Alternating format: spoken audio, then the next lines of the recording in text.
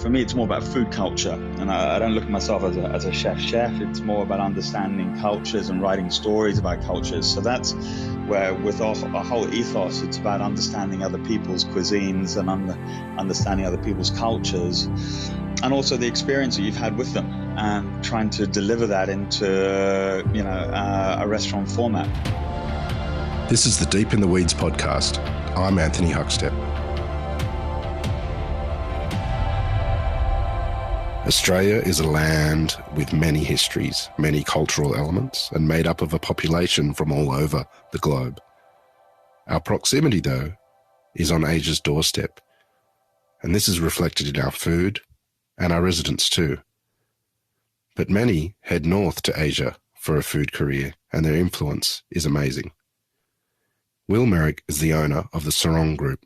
Will, how are you going? Good. Thank you for having me on the show. Oh, it's good to have you here. You started your career in Sydney at some amazing restaurants, but you've really made a name for yourself in Asia. What led you to move north to Asia? Well, it's for me. It's always wanting to be able to cook with Asians, cook in Asia, to really get a good understanding. I found that, when I was working in back sort of 22 years ago, I think that, originally Australia was at the forefront of doing Asian cuisine, especially when I was working in London at Harvey Nick's and a few other restaurants there, that whole fusion Asian thing, Australia had it down pat. And I think, in the early sort of 2000s, it started to, no one had really sort of gone over and experienced Asia. And so everyone was slightly, monotonous, I would say the scene was. So hence why I wanted to, pick up my bags and go traveling and start to work in Asia. And so, Thailand was where I wanted to be, but Bali came across my table, and so we ended up deciding to move there.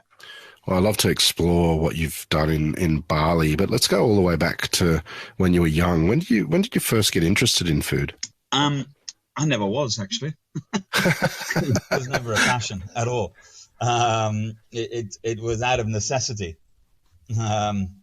basically. So I was never good at school, and I left school at 16 and didn't really do very much for about a year. My mum sent me to sixth form college to try and finish my schooling, and that didn't work out so well. So I had a run-in with the law, so to speak, instead. So that was, I suppose, my schooling. And from there, basically, I needed to get together, so to speak, and I needed to also prove to courts, etc., that I wasn't the irresponsible boy that I was, and so I needed to choose some sort of a career path. And so I was good at sports and good at games, etc. But to do physical education, you'd have to get up at 6 o'clock in the morning and start, doing exercises in the cold in Scotland. So I thought that wasn't a very good game to get into.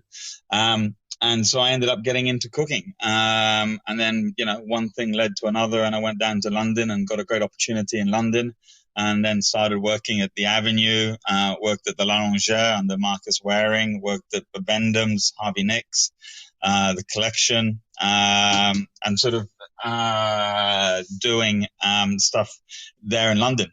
So that's where it sort of led to, and then decided to go to Australia afterwards.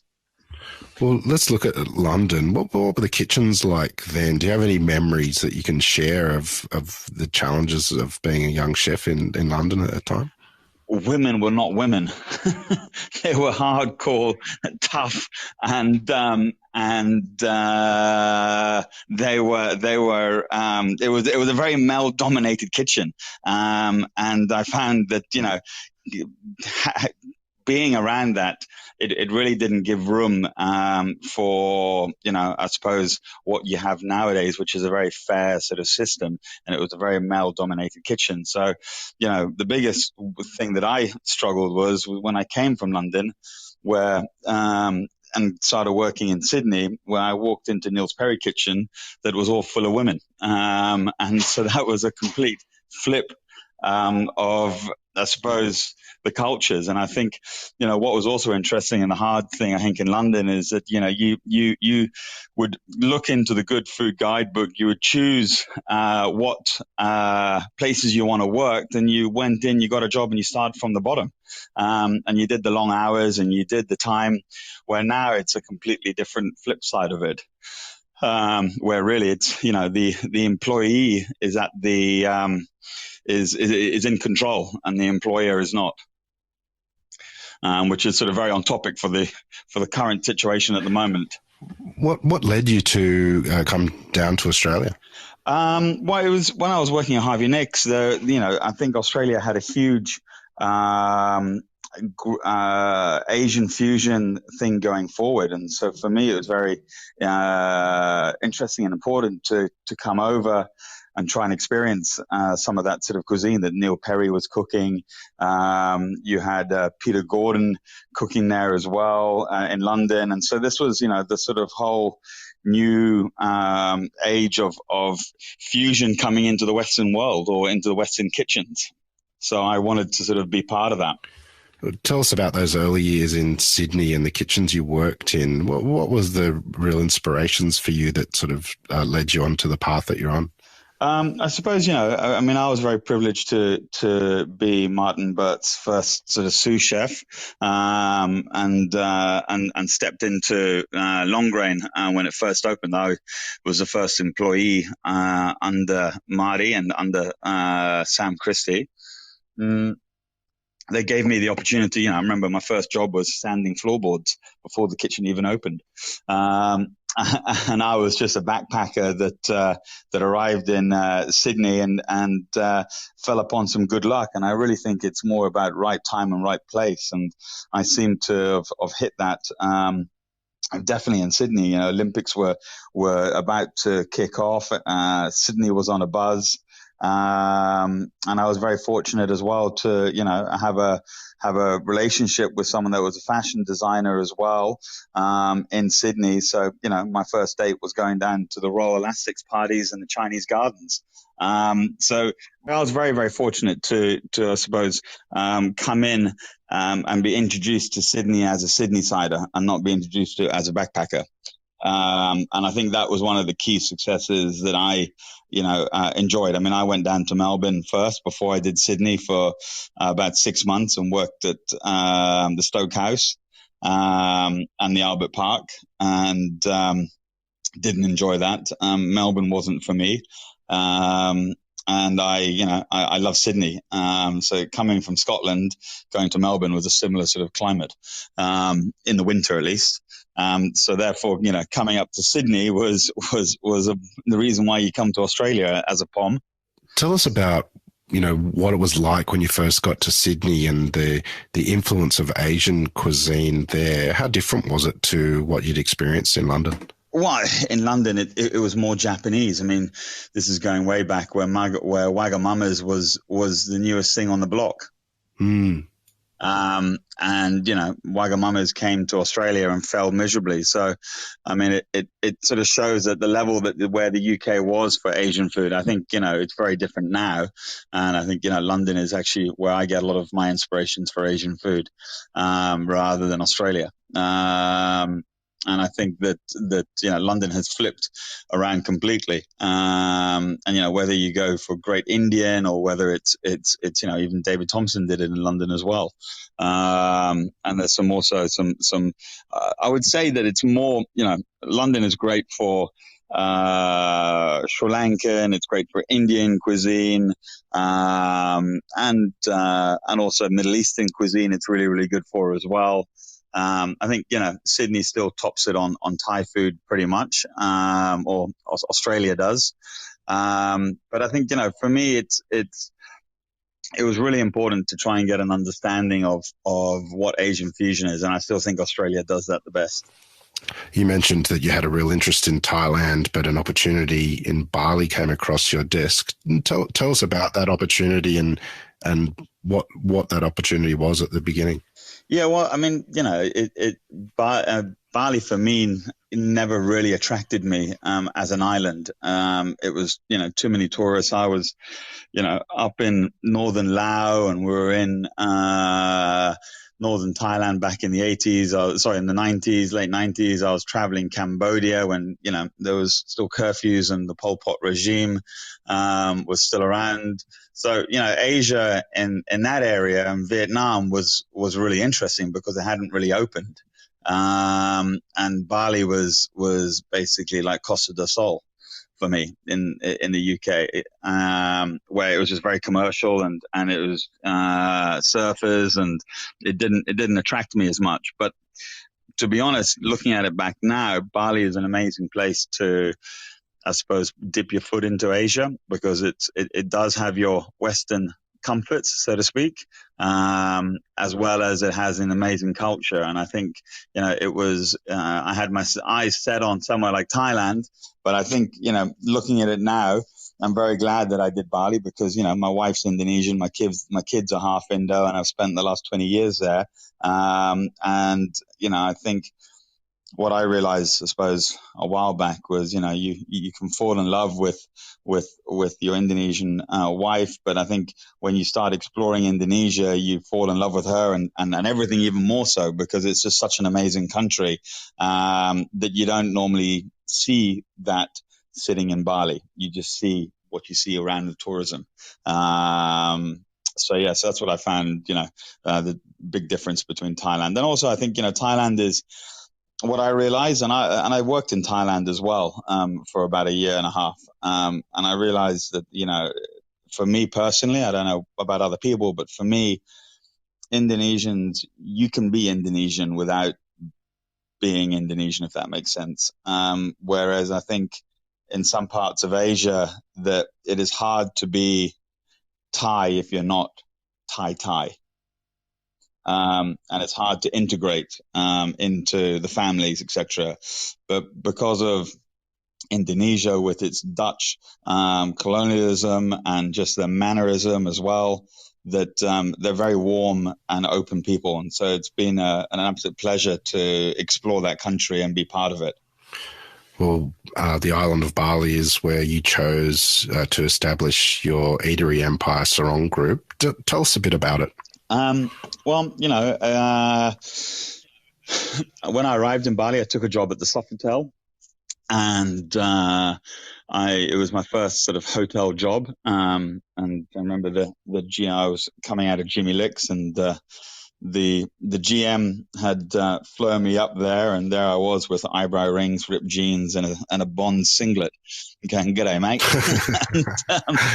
I'm your head chef. I think the Swedish GM mouth dropped and couldn't believe what he just sort of set up. But it's I suppose what the Sofitel was looking for at that time was not looking for that corporate chef, was looking at that chef that was really into the food and really into the products, and not into the corporate side of things. And that's, I suppose, has been with me even up till now. I don't run in a corporate way. I'm always on the pans. I'm always, I would rather cook than run the pass.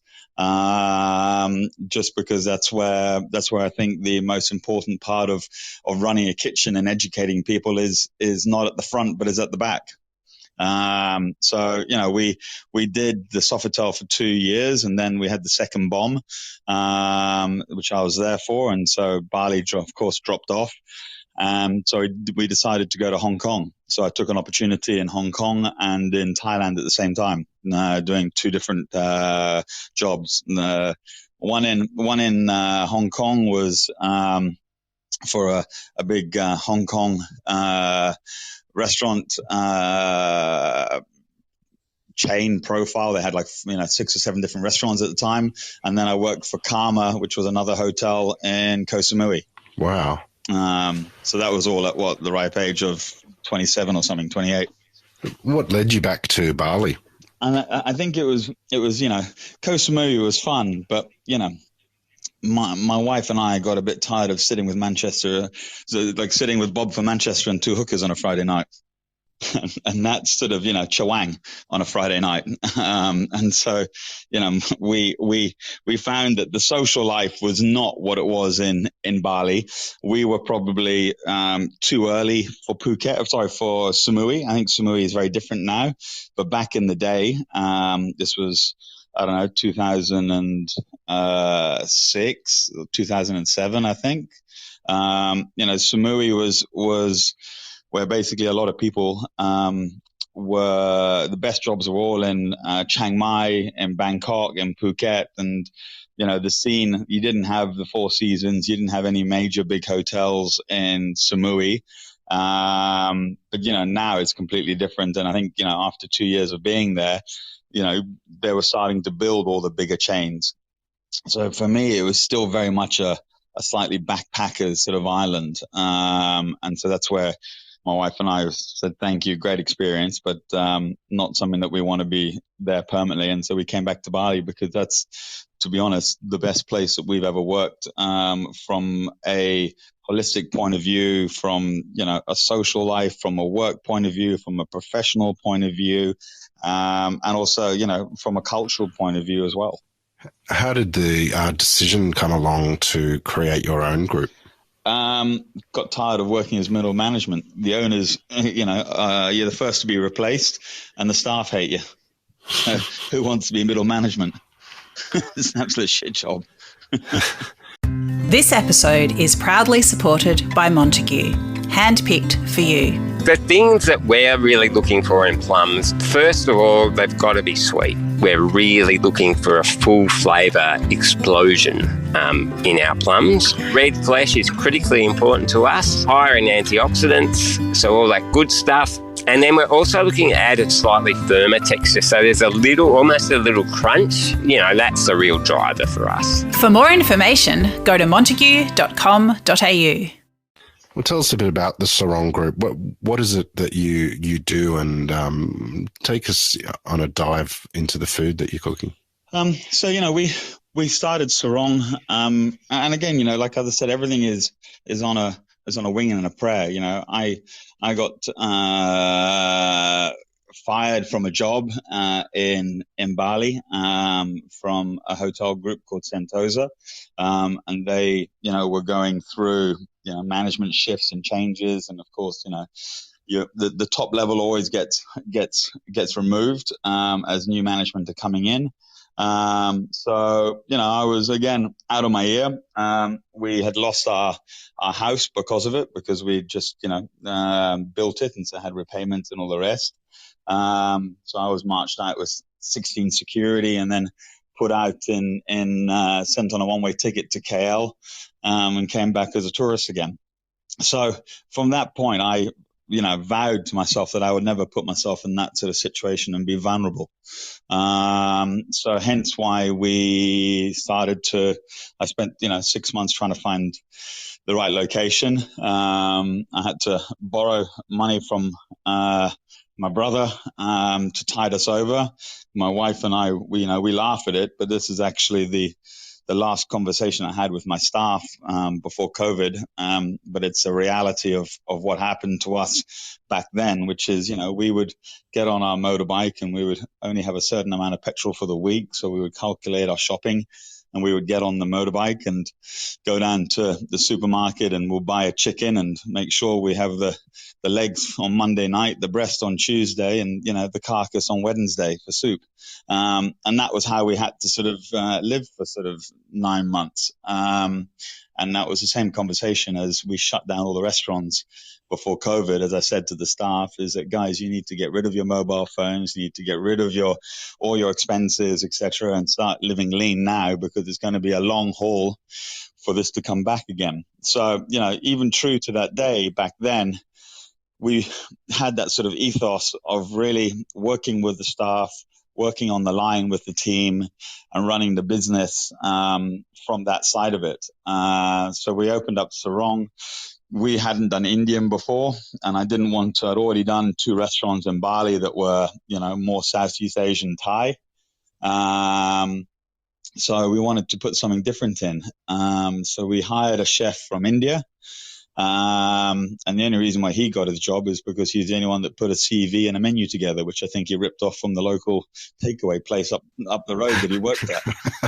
So I said, great, you've got the job. Fantastic.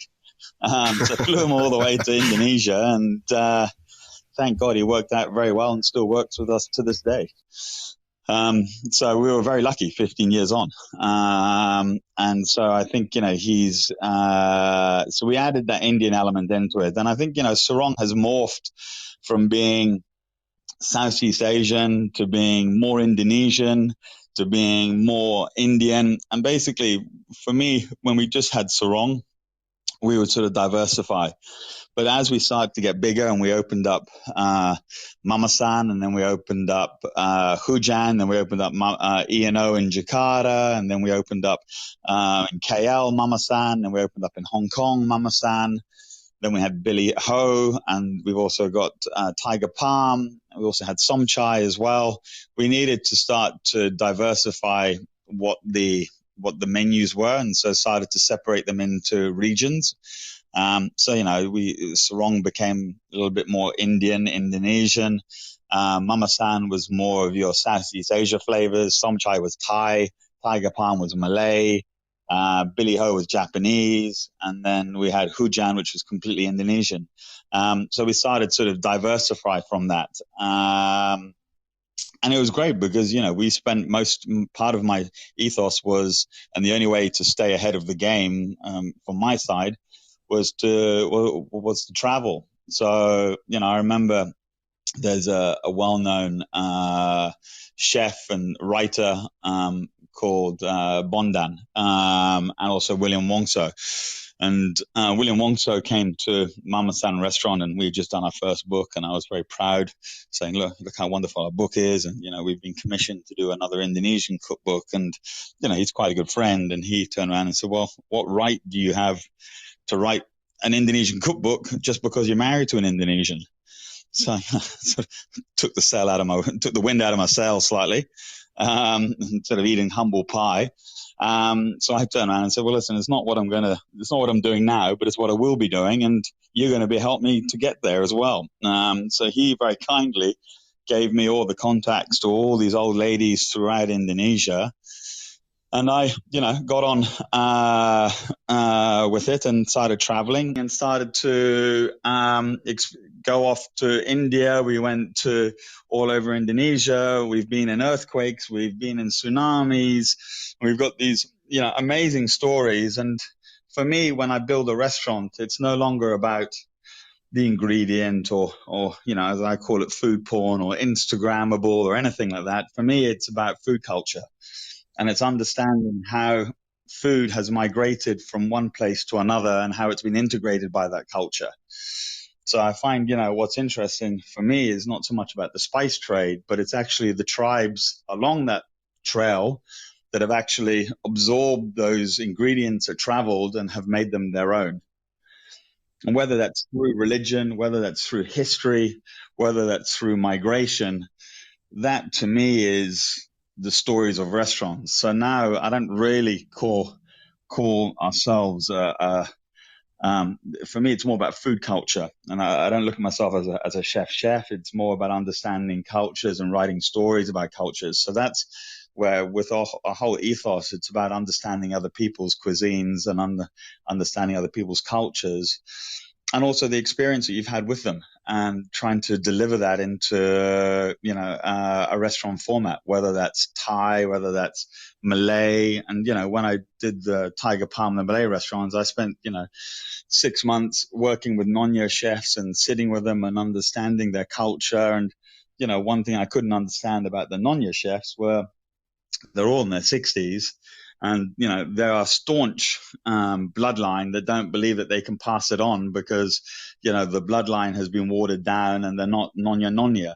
And so, I said, well, can't you just break that rule and pass it on slightly? And they were very staunch about it. So, it's really interesting sort of understanding these subcultures within like another culture. With those Nonyas, actually, everyone thinks it's Singapore and Malaysia, it's where it's all at. But actually, there's more Nonyas in Indonesia than there is anywhere else. But it's just been watered down in Indonesia.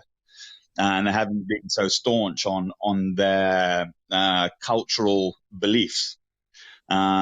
So there's a lot of stories like this that we go into, and I find that before COVID we're all the way up in Assam and in the Nagalands in northern India, and understanding their cultures and sitting with the tribes there. We're all the way up in Ziru Valley with the Apatani tribes. So for me, that's what I understand about food, and that's my belief in food. And it's gone from being commercial restaurants all the way up to being slightly offbeat and off-center and writing stories about them.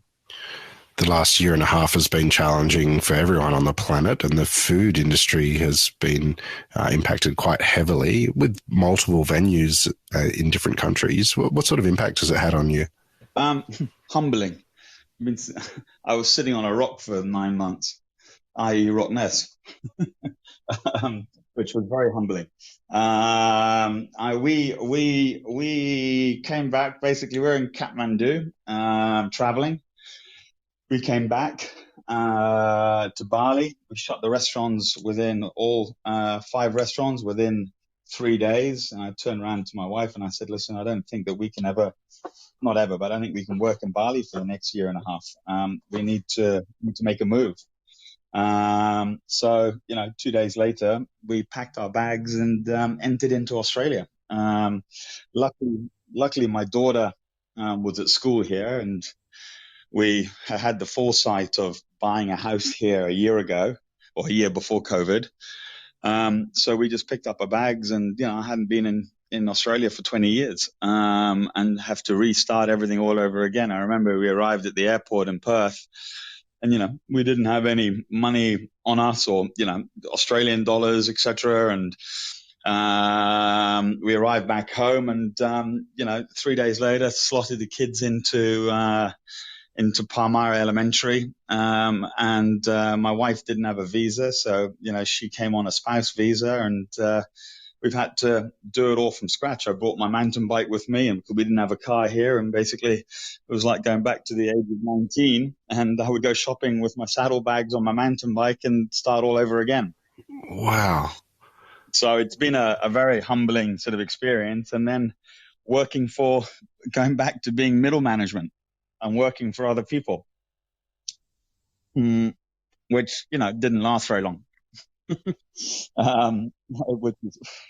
So we worked for a large group here, which was great. And I think for me the biggest learning curve, and I think I've always said that to people that have come to Bali and I want to do businesses here, the first thing you have to do is go and work for a big company and sit and watch and just see what everybody else is doing and understand the economics of the country before you go out on your own, because you'll make a lot less mistakes.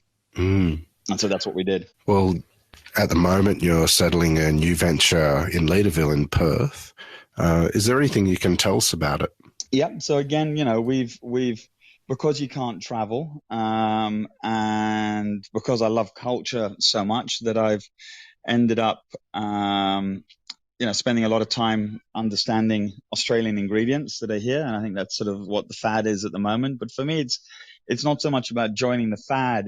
There's certain things that you can't get here that are from Asia, leaves and that kind of thing, that have, sour flavors and different profiles. So it's really trying to absorb some of those native ingredients into the Asian cuisine that I would have normally done if I was up in the hill tribes. So examples of you're using, instead of using cassia leaf, we're using saltbush into the curries and chopping that up and mincing it through, using warrigal greens instead of spinach into spinach curries, salak paneers, palak paneers. Also, using a lot of things like desert limes into ingredients instead of green mangoes, and to create sour profiles in there. So it's really understanding again what is around you. And what I realized that coming back to Australia when I first arrived as a backpacker, I'm now coming back as an immigrant with a different mindset, because I've come back with an Indonesian mindset with an Indonesian family. So with that, the good thing is that I've managed to connect into Asia Town. So we see a very different things. Rather than going to the western suburbs of Perth, we're now hanging out in more of the back areas of Perth, where you've got a lot of great backyard growers. You've got a lot of great backyard restaurants where they're doing bakso soup at the back of someone's house, selling it. And they're doing, different sort of satays, and they're doing, Indonesian warungs at the back of their house. And you can only get into that by being part of that Asian community. I know you have the new venture, which will open in the not too distant future, but do you have plans to go back to Indonesia? What's the feeling at the moment? The feeling for me is the kids are all at school here. So Australia is definitely going to have to be home for the next 3 or 4 years. Bali will come back, and when it does come back, it will come back hard. But I say this often, but the flights to Europe now are the same as what they were in the 70s. Flights to Indonesia are $2,000 now. That middle market for the next 2 or 3 years is not going to travel. You'll have your top end and you'll have your bottom end. Bottom end being you'll have people that go, I don't want to spend $2,000-$3,000 on rent every month. I'll buy a $2,000 ticket and live for nothing in Bali and be a nomad on their laptops. And so you've got a lot of that market down there. And so that's where Canggu, et cetera, now is still quite busy. But your middle market, which is, sort of your 40 plus with 3 kids in tow, are not going to be traveling as frequently as what they used to. And I think that's going to slow down dramatically until everyone's been vaccinated. You've had a huge upheaval for you and your family during this time. What's some of the positives that you've taken out of it?